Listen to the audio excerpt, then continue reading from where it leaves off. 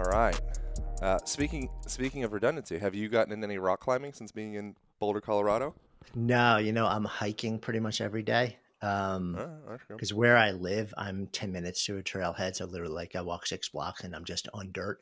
So Great. I'm usually doing that twice a day. Like I'll do first thing in the morning and then like a late afternoon wind down. I'll just kind of like watch the late day sun behind the mountains. So my I'm not sure about my climbing days to be honest with you. My left shoulder's been twice reconstructed. So I'm trying to figure out sort of like how my body will handle it. But I'll probably start to play with it a bit indoors in a more controlled environment first, and then we'll see after that. Sure. You're gonna go to the Boulder Rock Gym, the Something BRG. like that. Yeah, yeah. Great. Yeah, Boulder's my old home. I went to the Rolf Institute, and I lived No out there for kidding. like 5 years. Yeah, yeah. It's a good Yeah. place. Where are you at out there? Right now, we've been bouncing around a lot, but right now we're sort of like North Boulder-ish, Oh, like cool. right in the middle. Yeah. Amazing. By Wonderland Lake, is that what it's called? No, we were up there for a chunk up for about 5 months last. Oh, actually, no. Everything is like screwy time wise. For the first 5 months of this year, we were up by Wonderland Lake, and now we're more south, like Ideal Market. Yeah. Um, Yeah, of like the course. Pharmaca down there. Uh, So like we're literally like a block away from there right now. So So what's been the transition to your nomadicism? you know, um, we've been yeah. I grew up just outside of New York and lived in the city for my entire adult life for 30 years. And then 2020 hit, and the beginning of 2020 in New York City was a horrifying place. We were sort of like the first really big, scary place in the country when it came to the pandemic, and New York was you didn't want to go outside. We didn't have anywhere near the level of information that we have now. And we hit a point where our daughter, who had just started college, came back to us. We were kind of all hunkering down, like living in our apartment, and while the city was entirely shut down for a long time. And part of that was also after 6 years of recording the podcast in person in our studio in New York, and that was part of our ethos. It's like we would only record in person, very similar to you. It's like the nature of the conversation is a little bit different. Yeah. we had to um we had to re-examine that because we couldn't do it. The last guest we had in the studio was actually Macy Gray, who came off the stage at the Beacon Theater the night before, and then showed up, at our place the next morning. We were sort of like uncomfortably in this confined space together. We kind of figured at that point it was probably okay, which it was. And she left, and then we shut the studio down a couple of days later. And once we started to realize, okay, so this actually isn't going to be possible for the indefinite future, started to figure out, okay, so what does the evolution of the show look like? So Good Life Project had been this thing which was always in person, even in the very early days when we were filming. Our ethos was broadcast quality production and in person, but we couldn't do it. So we started to transition over to remote. And then a couple of things happened. I started to realize that, while there is tremendous disruption and devastation and a lot of scary stuff happening, what does this transition give us? Where's the possibility side of this? And turns out we were able to figure out a lot and get way closer to what I thought was possible by creating a virtual container for conversations. And once we start to figure that out, once I start to realize that I was still able to create the same level of intimacy and safety, we started to think, well, one of the reasons that we were still in New York was because we kind of had a strategic advantage from a business standpoint being in New York. Anyone we wanted to talk to was going to be in New York at some point. So that was a big part of the reason that we were still there, beyond raising a kid in the city who's a pure city kid and has a mad, passionate love affair with the city. Like that was important too.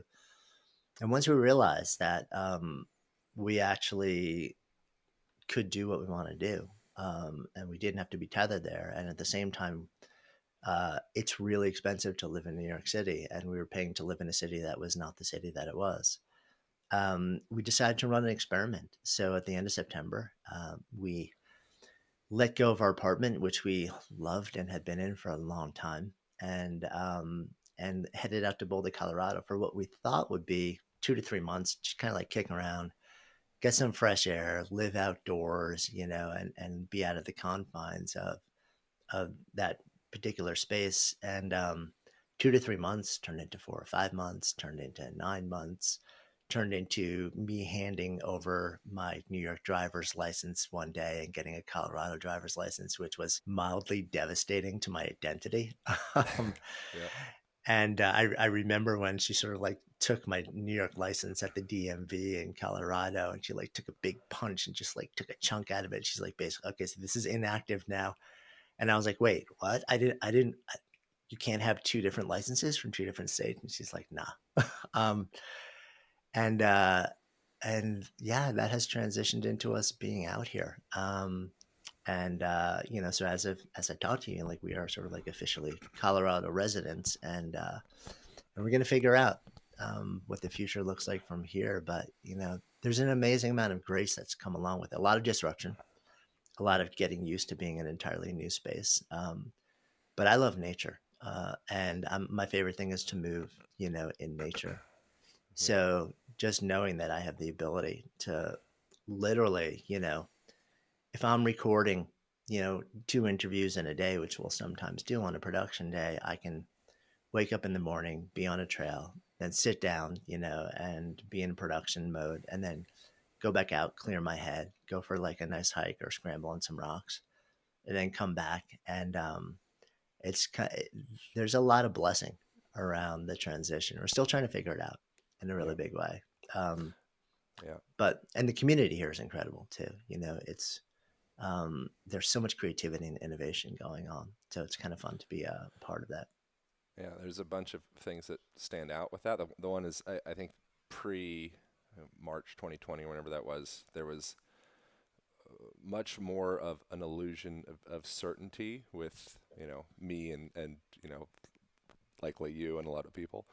And it was an interesting transition into this really deep uncertainty, especially for like that first couple of months, Uh, and I wonder for you, did you have like a peak moment of uncertainty during that time frame, or like a peak moment of eh, like fear or things of the sort? yeah, for sure. I mean, it was late spring in New York. Like April, May in New York was really a terrifying moment, because you know um, there were close to 1,000 people a day dying in New York, which it feels like we've lived so many lifetimes since then, and it's expanded out and rippled and moved around the country and the world at this point. That and it was a truly terrifying moment, and there was a huge amount of uncertainty. Like I said, her college basically shut down in 36 hours and told all the kids to move out and go home. Mm. She happened to have been in college then in Colorado. So she came back to New York with us, and then we all came back to Colorado together in the fall. That moment was terrifying because I didn't know if I would have a livelihood. I Mm. didn't know, and I was terrified for the safety of my family, Mm. and my friends, and my city at that point. And we had no idea. And bizarrely, at the same time, I had sold my next book in March of last year. So while all of this is happening, literally like New York is shutting down, our kid comes back home with us. I don't know if our business is going to be shutting down or not. Will we be able to maintain it? And even if we figure out production, you know, we're um, we're an ad supported endeavor. So like the advertisers going to vanish, which very often happens after a major global disruption. Everyone stops spending, so everything was completely up in the air for me.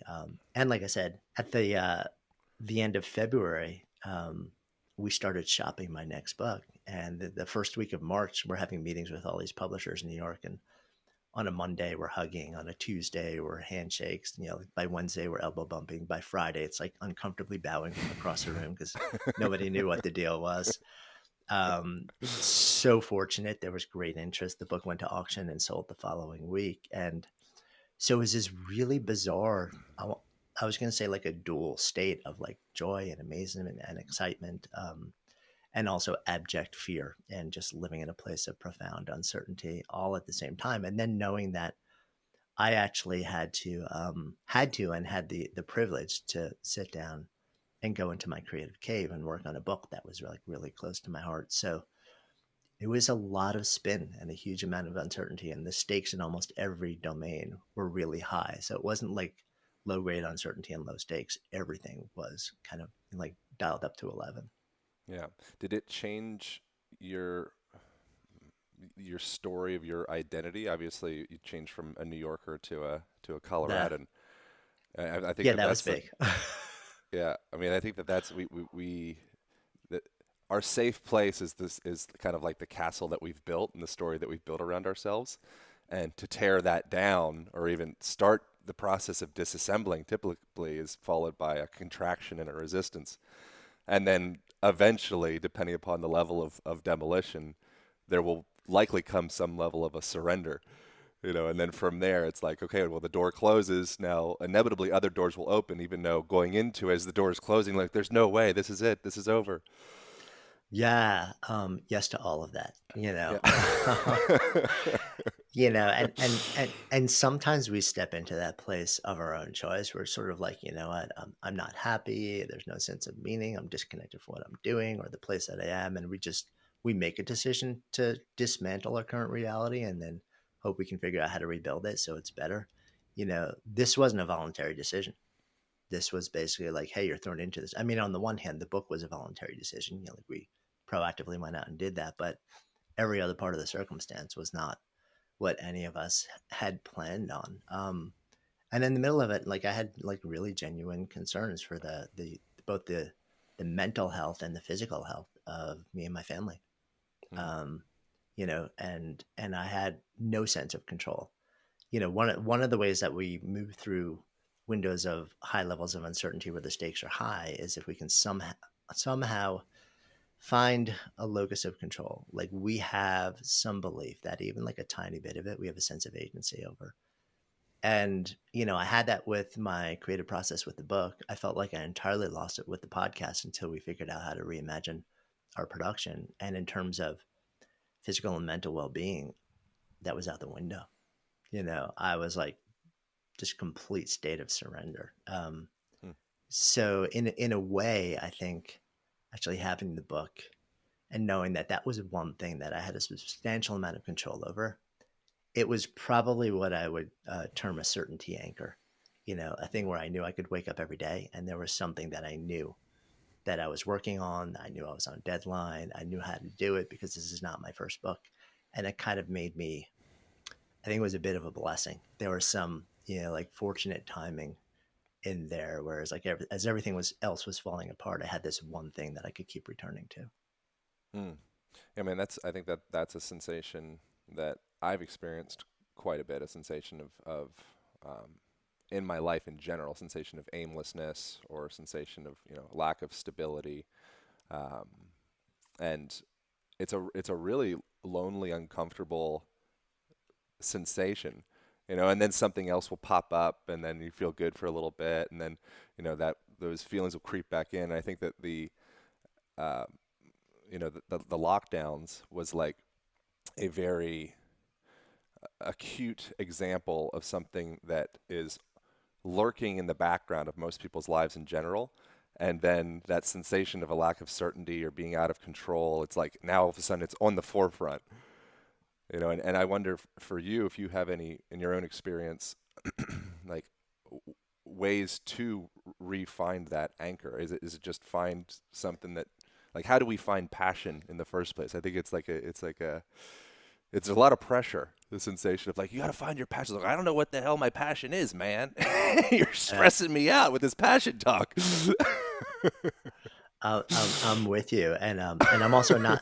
I'm one of those people who actually doesn't believe that um, people have a singular passion. My Yeah. sense is that we have many passions that are an expression of a deeper impulse that tends to be more consistent through line through life.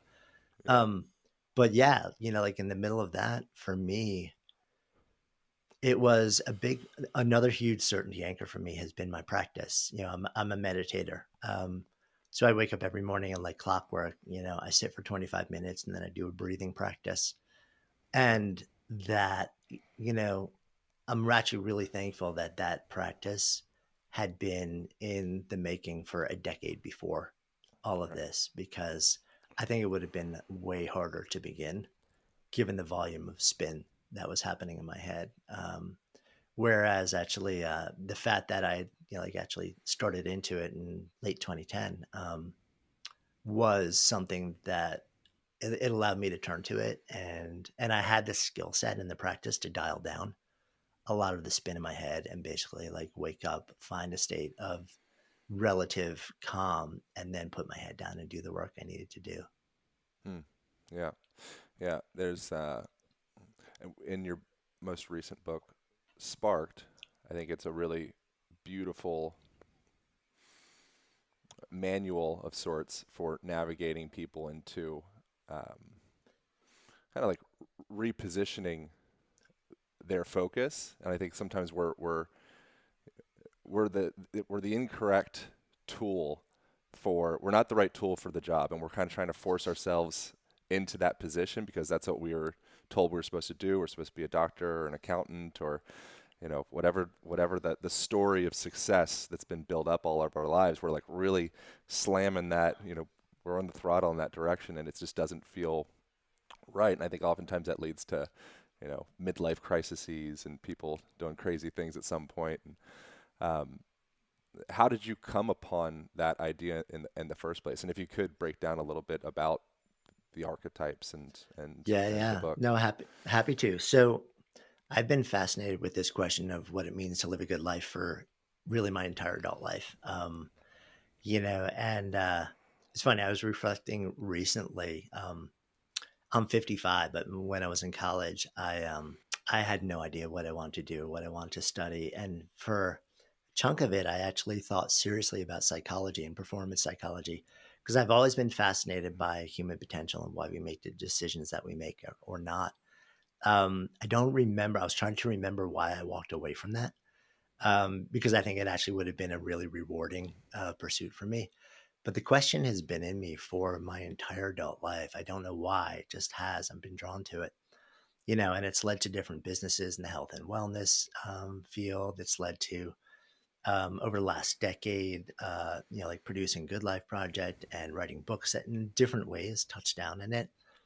And really, the seeds of the current work, I was trying to really trace it back recently, and what I've realized is that they were really originally planted probably back around 9/11 when I was in New York. And like I knew a friend that didn't come home that day, and it really rocked me. That experience really brought me to my knees in a lot of ways, Hmm. and it also made me question, what I was doing with my life. It made me question what we, like a society, tend to say yes to and no to in the context of work because it's a thing that consumes most of our waking hours, and that moment made me really think about how I want to bring myself to the world. I had just signed a 6-year lease for a floor in a building for what I hoped would become one of the biggest yoga centers in New York the day before. And I woke up the next morning, and this was happening. So I also had to really revisit whether I was going to move forward with this new endeavor in what was a absolutely devastating time in New York. And I decided that I had to, in part because I was like, this feels like the thing I can't not do right now, a place of movement and healing and community and breath at a time where the city needed it more than ever. And that was an incredible experience. Like that grew into this big, lush community, with a big staff and a giant international community. And it was really powerful and it planted the seed, And I was teaching, so I taught for 7 years also before I ended up selling the company at the end of 2008. And the experience of that was really profound. And that really planted my seed around curiosity around work and meaning and purpose and joy. And but it grew more to like a central question for me more recently over the last 5 years or so when I got really curious about the way that we show up at work. And I started wondering whether we each had a deeper impulse for effort that gives us the feeling of purpose and meaning and flow and joy. And and whether there was actually a mappable set of these impulses that existed that was fairly universal across everyone, I had no idea if the answer would be yes to that. So I literally started, like taking a giant list of jobs and titles and industries and deconstructing and basically asking, like, what are the fundamental ways that we exert ourselves in the context of this? And I kept going down the list and distilling and distilling. And these, sure enough, set of impulses towards effort or towards work kept showing up over and over and over again, but in different balances and different patterns.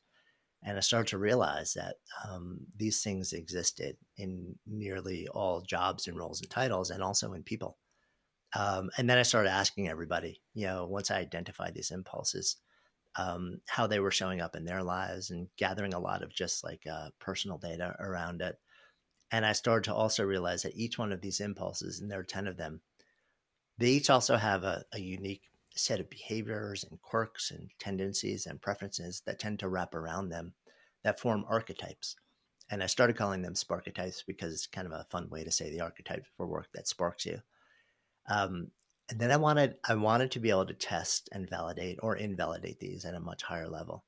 So we spent 2018 developing an assessment that anybody could interact with. We, put it up online. We made it available. We've since iterated and refined it a number of times um, because I wanted like large numbers of people to interact with these ideas and to get a huge amount of feedback.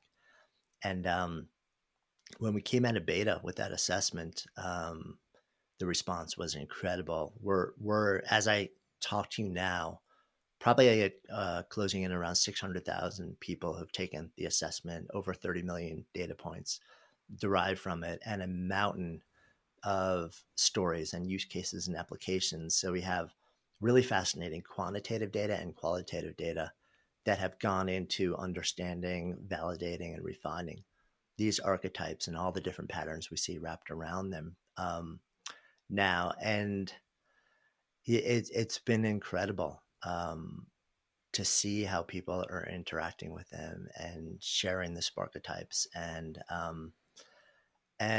that eventually, led to a moment where I said, okay, so there's a massive volume of intel that's building up in my head, largely um, that we need to extract because there's only one of me, and and I was getting peppered with a lot of questions all day, every day. So it came time to write the book around them, and which is the book you mentioned, Sparked, where essentially I took everything that I've learned and just distilled it all into like 10 deep dive explorations of each of these 10 different Sparketypes and how they show up in the world.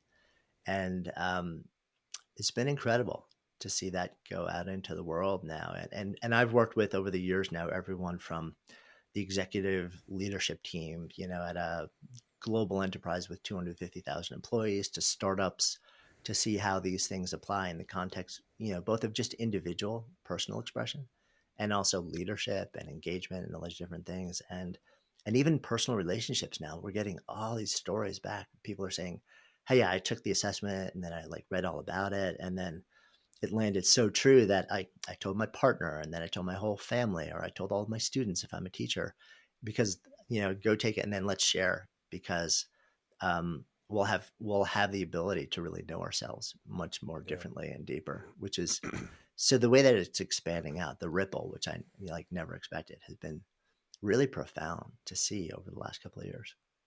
Yeah, there's a bit from Ram Dass. Of He's talking about how he came into this world. We all come into this world in our space suits, and for him, his unique spacesuit, he felt kind of like it didn't fit right growing up. He felt like it was kind of twisted a little bit, just didn't really feel comfortable inside of his spacesuit.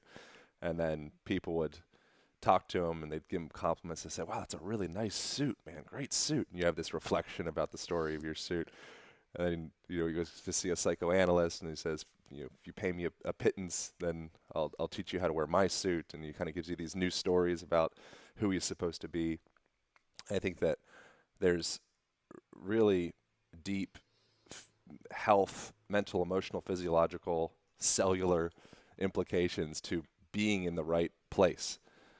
And if you Yeah. feel this sensation of displacement or out of place, and that's the way that one is navigating their life for 10, 20, 30, their whole life, um, it's tough, you know. It's really tough. And like you said, that's such a great story also because so many of us we have this feeling. We're like, okay, so something's not right. Something's off. Like either, I feel no sense of purpose with what I'm doing, or I'm just like, like there's this level of pervasive discontent or anxiety or but we're not entirely sure where it's coming from.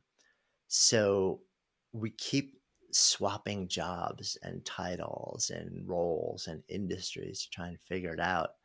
And Um, relationships. and relationships for sure. And it's funny because the analogy that just popped into my mind was it's like we're riding a horse, right?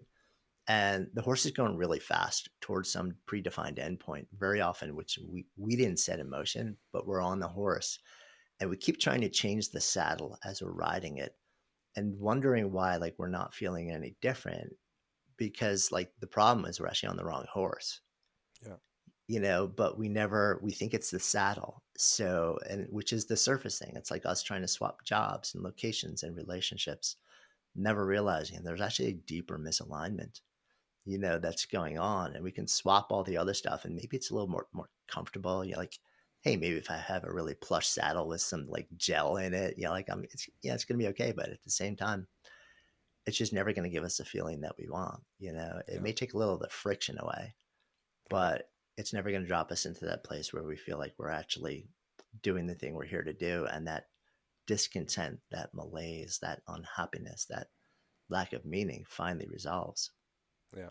The other, I heard it from Tony Robbins, like make sure you're not, you're climbing up the ladder your whole life, and then you get to the top and you realize that you're on the wrong ladder. You're going up Yeah. the wrong building, and you're like, oh crap, which is great. And that's, I mean, that's what life is. It's comprised of a whole bunch of false summits, and you get to the top of one, and then eventually maybe you start to learn that, like, okay, don't anticipate this being the one. Like, and then eventually probably you'll come back into presence and all the things that yogis and spirituality and all the old texts have been saying for thousands of years. Yeah, for sure. And also, don't beat yourself up if you get to the top of it and you realize that you're on the wrong ladder. I mean, I think that's a big, like a lot of people will get to that place and then they're like, oh man, I'm such an idiot. Like I've spent so much time and money and so much of my life doing this one thing, which is not, it's like, we're all showing up every day and doing the best we can with the information that we have. And the fact that, maybe it takes you 5 years to like accomplish this big goal. And then you get there and realize it's not making you feel the way you want to feel. It's like, well, on the one hand, you could look at that and say, well, that's 5 years wasted. But then on the other hand, you could look at it and say, well, okay, so that's 5 years of a stunning amount of insight and information and skill building and relationship building and understanding what matters to me and what doesn't matter to me. And the fact that I've now, achieved what I want to achieve and it's not giving me the feeling I thought, well, okay, so that's kind of a bummer, but it's not time wasted. Like this is time that has been profound as a learning experience if you allow yourself to then sit there and basically do the debrief on the time or do that analysis as you're going and then not hold yourself to the standard of absolute perfection. Like, at 22, I have to know exactly where my life is pointed and pursue that and only that. And that is where the magic happens. Like we're all kind of fumbling, you know? Hmm. Um, and if the metric is, like finding exactly the path for you and then like at the earliest parts of life and then staying on it and being perfect in that pursuit, then we're pretty much all going to fail. you know Rather than just saying let's keep learning, let's keep exploring new activities and pursuits, let's bring more practices and tools into what we're doing and see what works for us and what doesn't, and over time through a process we're going to keep getting closer and closer and learning more. I mean, I have to imagine it's not dissimilar to the way that you approach the body, like like physiologically it's like every single person is completely different and you Yeah. have frameworks and tools and approaches, but you've got to try a lot of different things to try and really figure out like what is appropriate for anyone's unique history and physiology and kinesiology. Yeah. And then I think there's from a physical lens. I think there's something to creating the structure and the foundation to navigate the world safely, and with enough support to not blow your joints out, Yeah. um, and to be able to generate power and leverage and all of those things. And then eventually, or maybe from the get-go, depending upon the lifestyle that you've lived and the environment that you grew up around, you can get to a point where you do get lost in the moment. And if you go, all you need to do is hang out with a kid for 10 seconds, and you're like, aha, like they're doing all the fitness, all the problem solving, all the exercise, like they're like relationship, rapport building, like there's like trillions of bits of information, and they don't even realize that they're doing anything. So it's it's Yeah. it's getting to that point that it's like, if we can arrive there, then that's beautiful. But I think that we've been. I think a lot of it's the culture that we've been steeped in, that we've grown up in, kind of turns us into a gear in a way. Yeah. It teaches us how to study to pass the test, the Scantron test. It doesn't really teach problem solving and creative thinking and things of the sort. Not to say that that's just an absolute, but in general, I feel like we need to re-engage with that play aspect of ourselves and go outside of plays, not just kickball, plays conversation, plays business, plays, it can be infused into everything. Yeah, I love that, and I so agree with it. I love the analogy of like when you're like a little kid. I remember years ago I was driving in my car and I was listening to NPR and I heard this interview with David Crosby, like famed musician from like Crosby, Stills, and Nash, and he was reflecting back on his life. And this is a guy who's done everything. Like he's gone down every spiritual path. He's been with every guru on the planet. He's done every drug that you can imagine.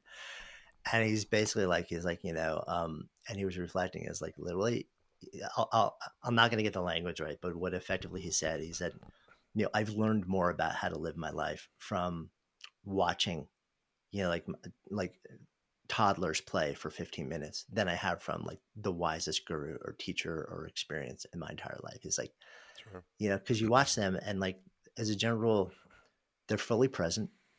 They're living in joy. They're not fretting about the future or obsessing about the past. They have a sense of present purpose, like they're playing in a sandbox and they're building something and they know what they're working on and it's fun and it's joyful. And the moment that it's not, like they tap out, Yep. and there's not, and it's sort of like that age before um, the level of self consciousness Yep. and concern kicks in, where you like start to like modify who you are based on whether you feel like you're going to be welcomed or not. You're just who you are. You just show up, and you're like, you know. Um, I feel like most of us are fortunate to be born into that space. Not everyone, because I realize there's a certain amount of circumstance and privilege that folds into that, and we spend our entire lives trying to get back there without realizing that's really what we're trying to do. Yeah. How have you navigated that with your own kids? Yeah, it's been interesting because as a parent, you can say everything on the planet, but it really doesn't matter what you say. It's you gotta live it.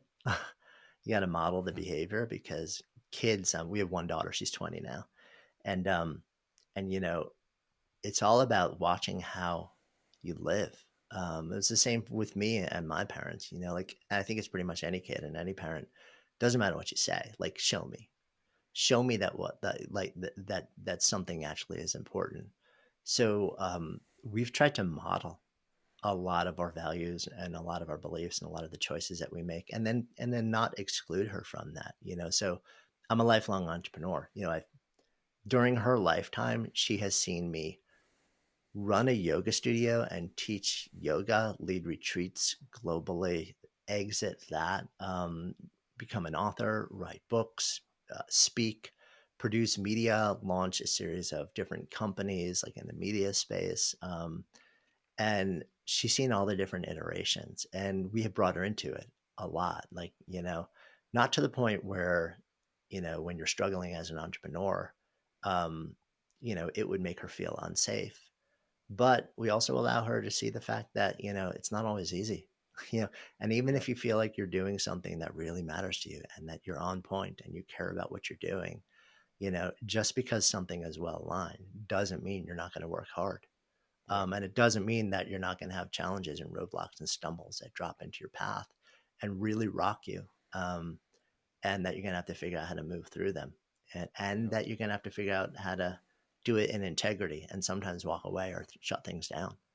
Yeah. Um, so I think a lot of it is just trying to model the behavior and then allowing her to see enough of it, and to participate in enough of it where, she gets that it's not just giving lip service to something, but it's actually living it. It's funny. And I don't know what sort of like how you pick guests, like for your conversations, for your podcast. But for me, from the earliest days, we were filming video, I've been looking for embodied teachers, and to me, like what that means to me is not somebody who's written a book about a topic or like has a TED talk about it, or I want to look at the way that the person is making choices and living their lives.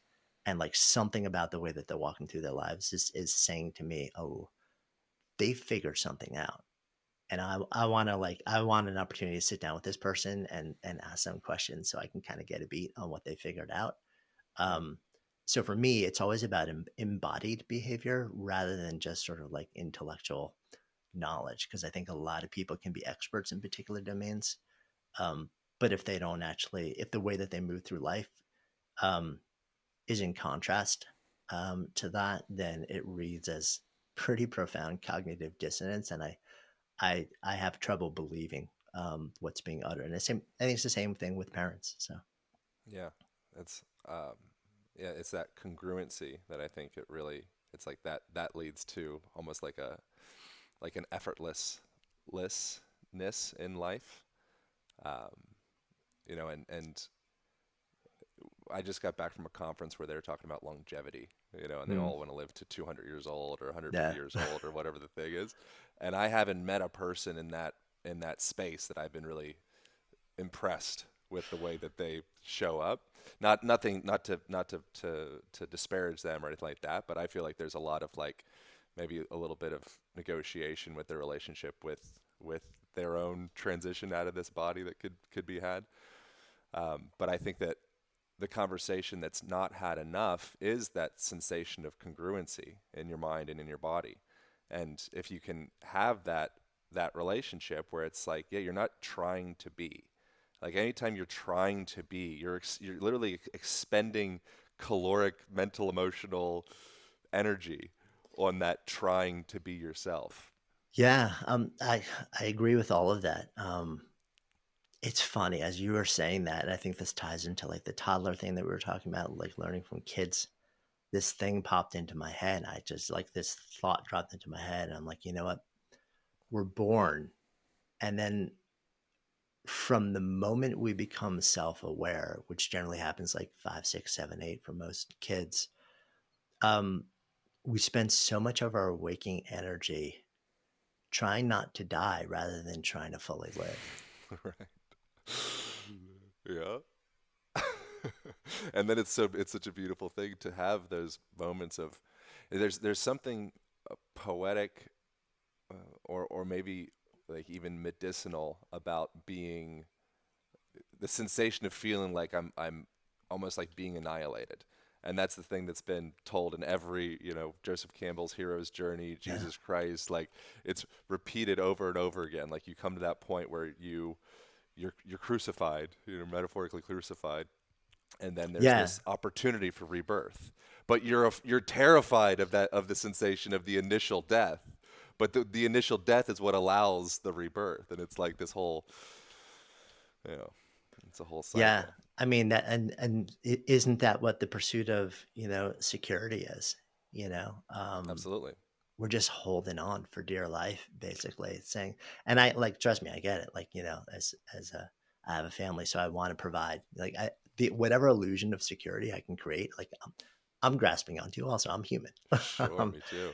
But at the same time, yeah, I think hopefully, I've learned to hold a lot of expectation a little bit more lightly, and allowed for you know transition and evolution, which means like you said, part of that is shedding. It's like a snake shedding its skin. Hmm. Um, you have to allow that to fall away to a certain extent. And sometimes it's painful. Sometimes it's just a natural process.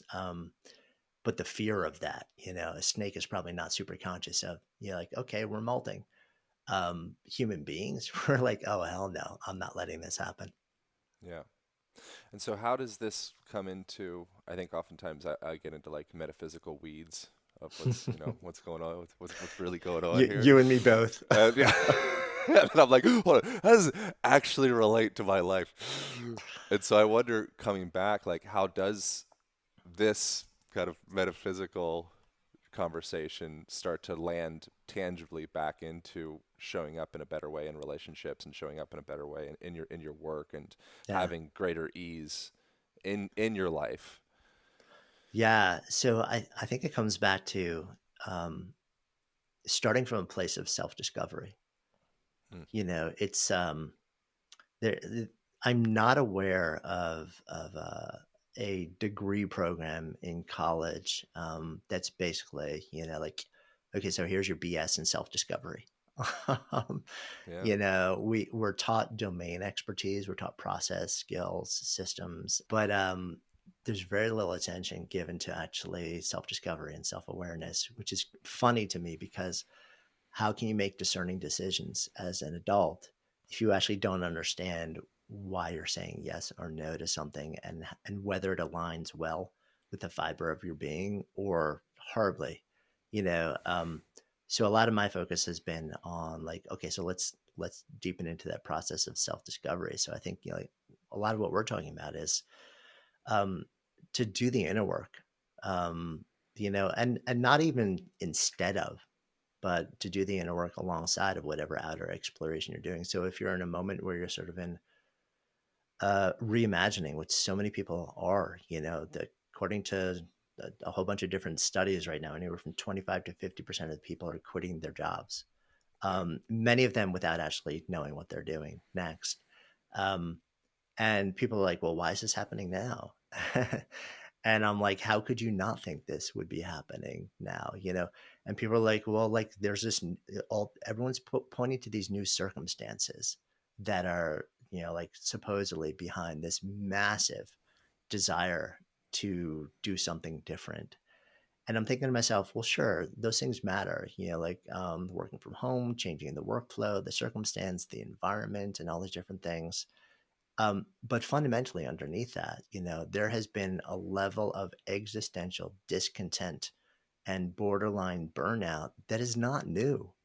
We've been living in the gray for a lot of years. And you see it in all of the data long before the last year and a half, engagement levels, a sense of purpose, a sense of excitement, a sense of energy, a sense of performance in organizations. The numbers have been disastrous for decades, and even the last 5 years where there's been some improvement, we're talking about like 1 to 2% improvement. And people are like, well, this is huge, the numbers are going up. It's like, no, it's actually awful. Yes, there's a very slight improvement. So when you take that, when you take a generational baseline of profound existential discontent, and then you rock the circumstances just enough so that it's sort of like you hit a tipping point, then all of a sudden everyone's like, okay, so that bargain that I probably made when I was 21 or 22 about what I was going to say yes to and what I was okay sacrificing. Maybe I didn't even make it consciously. I just stepped into a job and then just put my head down and went. Well, I'm now re-examining that bargain. And I'm re-examining for the first time in my life the way that this thing that I've been doing for 5, 10, 15, 20, 25 years is making me feel, what it's giving me beyond a paycheck, which matters, but it's not everything. Um, and what I'm realizing is I don't want this bargain to define the next 10, 20, 30, 40 years of my life, because I mm, want to feel this way. And this moment has rocked people to the core, but it's not new. It's just layered um, enough pressure onto, a pot that was already about to just boil over, that everybody's yeah, asking the big existential questions right now. And I think the starting point is, okay, so let's actually kind of like figure out, maybe the first time, what makes me come alive. Like what legitimately, what beyond the job and the role and the title and the industry and the devotion, fundamentally, what type of effort, what type of work gives me that feeling that I really want to feel? I think we're in that moment right now. So, like a lot of the work that I've been doing around the Sparketypes and the book is really deepening into that question. You know, it's the fundamental question: what should I do with my life? You know, and when most of us ask that, we're asking it in the context of work, even though we don't realize that that's what we're asking. Um, and I think this is a moment where if we can understand what are the deeper drivers of effort that give us that feeling of coming alive, and then look at the universe of possibilities and opportunities now. And that may be, by the way, just reimagining the work that you're doing so that it's much better aligned with Yeah. who you now know yourself to be. It doesn't necessarily mean you have to blow things up and start over. In fact, I think that's generally the worst first step for most people. Yeah. But I think it's a moment that we're all being invited to do the deeper work. You have a really beautiful ease and receptivity to you. Do you feel um, like that's a product of meditation? Do you feel like that's a product of banging your head up against the wall for years and being like that didn't work, that didn't work, that didn't work? Do you feel like because it's a really admirable characteristic that I get from you is that Yeah. So half of it is complete illusion. okay. Half of it is like, okay, so if you could actually see what was happening inside of my head, like I spin also. Hmm. But also part of it is, yeah, I do think a very long term devotion to a practice of mindset training and stillness cultivation has helped me in so many different ways find places of equanimity and relative ease in moments of groundlessness that don't necessarily have a clearly defined end and where the stakes can be really high. And a lot of that, it's really the last decade, 10, 12 years of my life that I think I've been able to access this place more readily because I'm a maker, which happens to be one of the Sparketypes.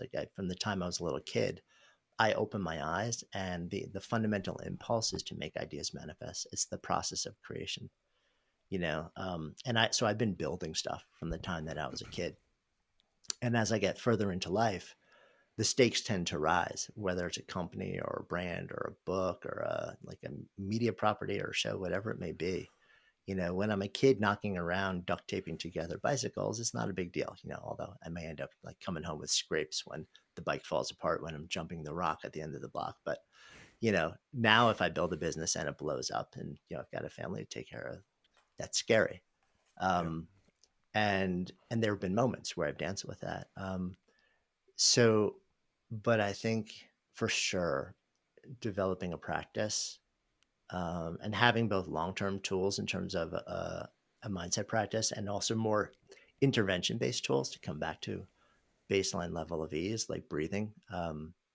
Those two things for me have been incredible, and movement also. Like to me, like the trifecta of meditation, breathing, and movement is life changing. And I will, to the extent that my body allows, continue to deepen into them and modify them to suit whatever capabilities or limitations I have for the rest of my life because it feels really good, but also because I realize that it allows me to do the thing that I'm here to do Yeah. and not feel utterly destroyed inside while I'm doing it. I think it's interesting how we when I hear breath and movement, I often think of it as like being a compartmentalized thing that you do, as opposed to the awareness that like as we're having this conversation, we're breathing and moving. You Yeah, know, right. as I say, Apparently, we do this all day, every right. day. Who knew? Yeah, and so there's an opportunity there to start to integrate those idyllic romanticized principles of like a breathwork practice and a movement maybe I'm swinging my arms up over my head, I'm doing some all this crazy stuff. Well, that's just communication. Yeah, And so the same way that a kid's able to infuse that play into just their humanity, the way that they navigate their day, there's the opportunity to infuse those same healing principles into just who you are as a person. And I think it presents that sensation that a person might get after a yoga class. You know, that sensation of what I'm describing with you, that receptivity, that groundedness, that sensation of like, like everything around me is just information. And then I have the opportunity to respond, and you know, like that's my opportunity. That's my responsibility. And then everything else is just happenings. You know, Yeah. and so I think we can start to infuse that awareness into the way that we navigate our daily life. And then we have the opportunity, as opposed to reacting to situations, we have the opportunity to actually, you know, respond from a collected place. But I think it's that compartmentalization of like fitness, movement, breath, work, relationship. It's really it's a challenging way to, I think, live one's life in that manner. Yeah, I love that take. I'm so glad you brought that up also. You know, because I think you're right. I mean, I look at, yes, I have, you know, like I have a defined sitting practice, I have a defined breathing practice, but I don't do them just so that I have the practice. Like I don't do them for the way that I feel when I have the practice. Um, you know, and also they're not, they're sort of like, it's like they're my minimum daily practice. Um, it's not like, you know, when I get up off the mat, okay, sweet. I just like, you know, I was mindful for 25 minutes, although like the truth is probably 2 out of those I was mindful, and the other 23 my Right. mind was like in a million different directions. Yeah. And now I get to just like go and like be, you know, like completely irrational and reactive the rest of the day because I did my practice. It's like, no, it's a way that you just move into your life and interact. You know, like it infuses, like I do the sitting practice and I do like the formal practice because the repetition over a period of months and then years, it starts to automatically infuse into like every the way that I just move through the day. And the Mm. the the formal practice reminds me, it like trains my body and my mind to just more readily and automatically access those states throughout the day. And yeah, it's like, and they're not the end of that practice, like you said. You know, like Yeah. I'm breathing all day long. You know, I'm constantly monitoring. I'm constantly trying to like figure out like how can I, you know, like I'm feeling a little bit of stressed right now, so I'm like, yeah, okay, Yeah. I'm better now. It's just there's that said, there was most of my life where I was like, I don't meditate. I don't do breathing practice. I don't do stuff like that. Like my form of that is just movement. I was a gymnast as a kid. I was an avid rock climber and then mountain biker. And I was like, I access all those things simply through movement, and everything that I need, um, I can get through movement. And it got me pretty far, and I definitely access that state. Like if you know, if I was riding fast on a mountain bike through, you know, like single track in the trees, if I lost focus for a heartbeat, I was in the trees. You know, I was it wasn't pretty. Same thing when I was a gymnast. You know, if I lost that momentary hyper focus, you know, when I was on a high bar, I was gone. Like I was flying across the gym.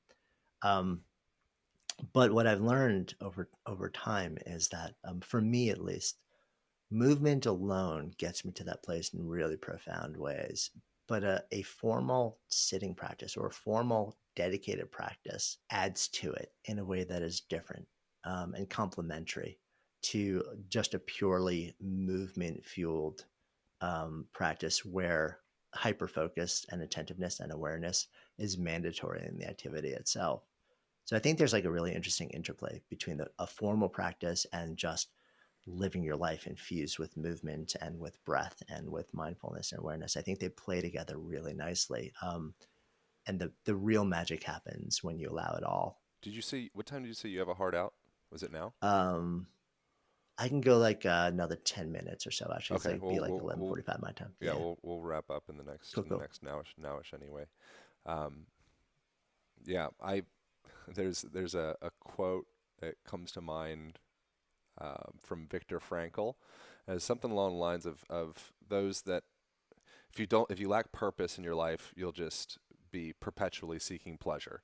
And you just go Mm. from pleasure to pleasure to pleasure to pleasure to pleasure, and it's like this whack-a-mole kind of sensation. You know, and it's like being able to come back to that place of something deeper. I think really is like some level of solution for a lot of that kind of ongoing dissatisfaction or like looming sense of dis-ease.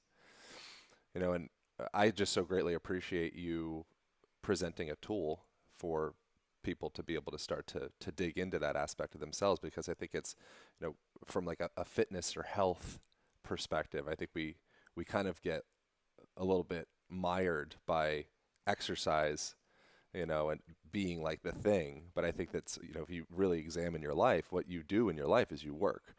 Most people, when you ask them, it's like, hey, what do you like to do? Or what do you spend your time doing? Or what it's like, you're asking me what I do for work. Like, that's what do I spend my, I Right. work. Like, that's, that's, so to be able to come back and actually be able to come from like a full, centered, speak from your heart of like, this is what I do from work. Um, it's such a beautiful, beautiful gift. So I appreciate you sharing a tool for that.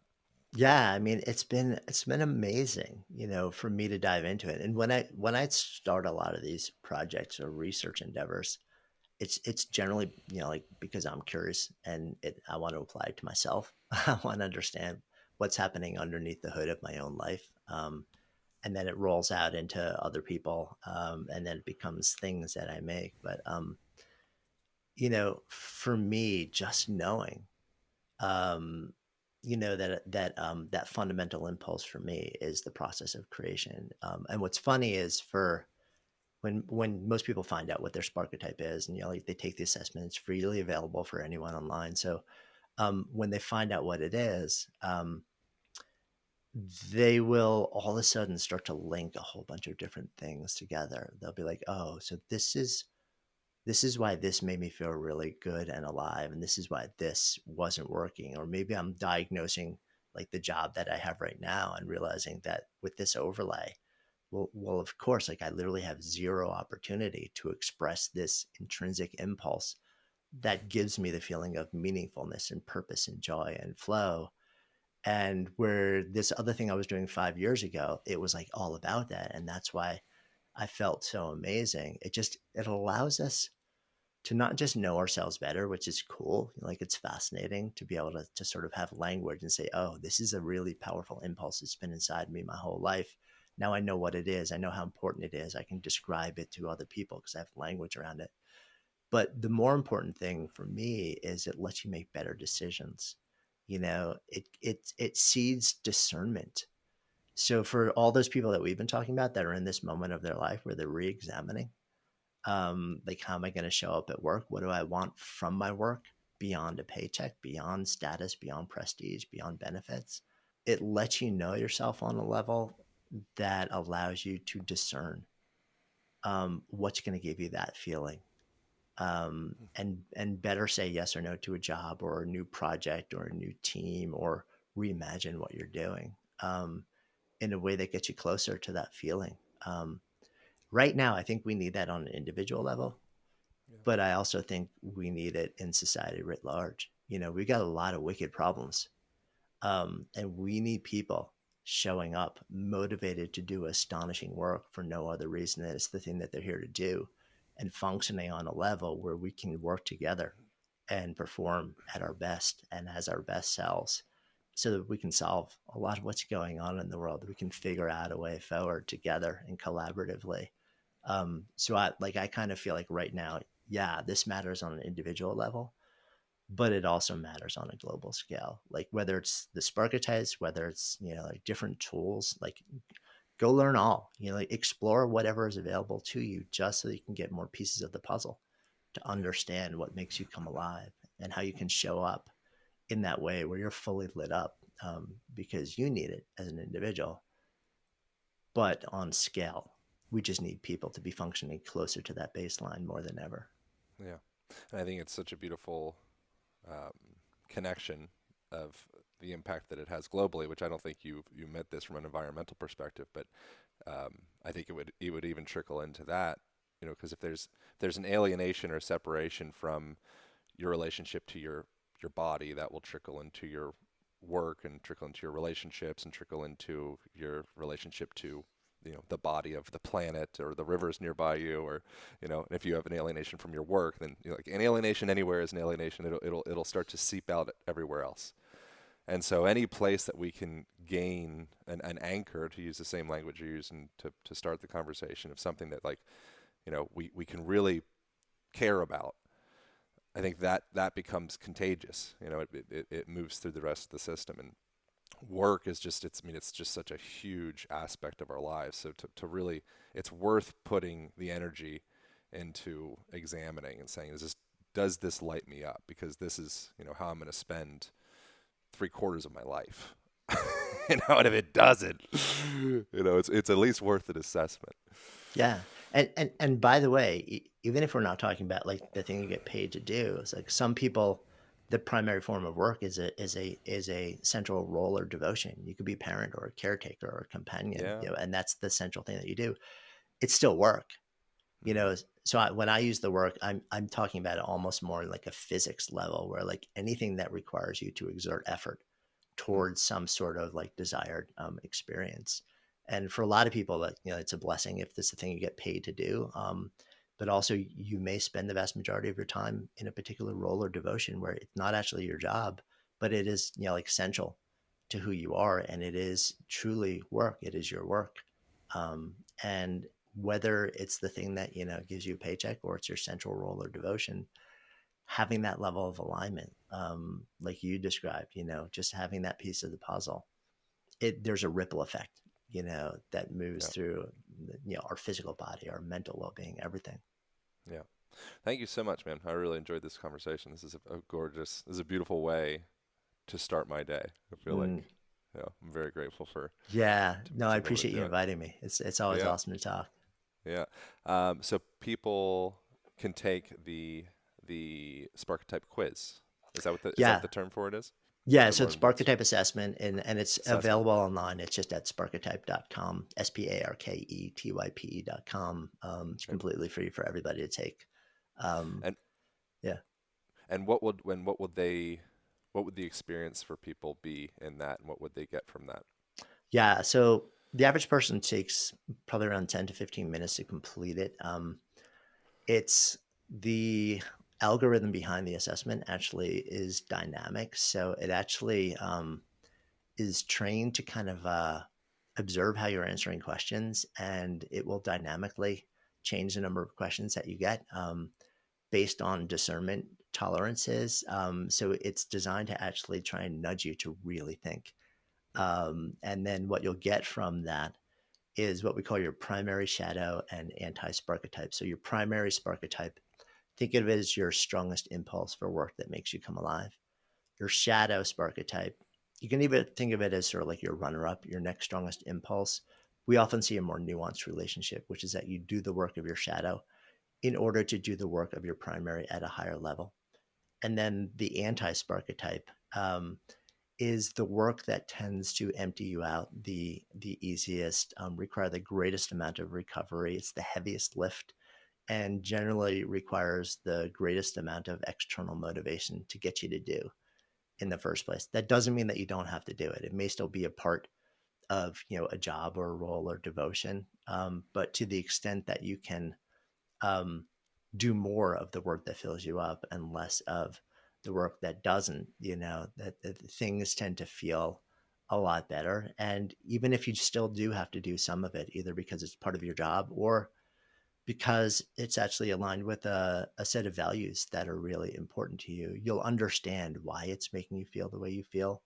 You'll understand that you may want to build skill around it, just because a sense of competence may help offset some of the energetic emptying that comes with it. But it'll also likely never give you anywhere near the feeling that doing the work of your primary or shadow will do. And that tends to give you a sense of understanding and fulfillment that's really important also, and forgiveness at the same time. Right. And people can get sparked now. It's out Yeah, presently, right? yeah, and the you'll get sort of like a basic result when you take the assessment, like for free. And then if you want to go a lot deeper into what your unique profile is, yeah, the book Sparked is basically the one place where I've poured everything that I've learned about all these types into it. So it's sort of like the encyclopedia of all 10 types. Amazing. And then you also have the Good Life Project if people want to have Yep. more from you from that from the Yeah. podcast realm. Twice a week podcast. Been going for, man, I can't believe it's almost a decade now. Amazing. Well, thank you so much.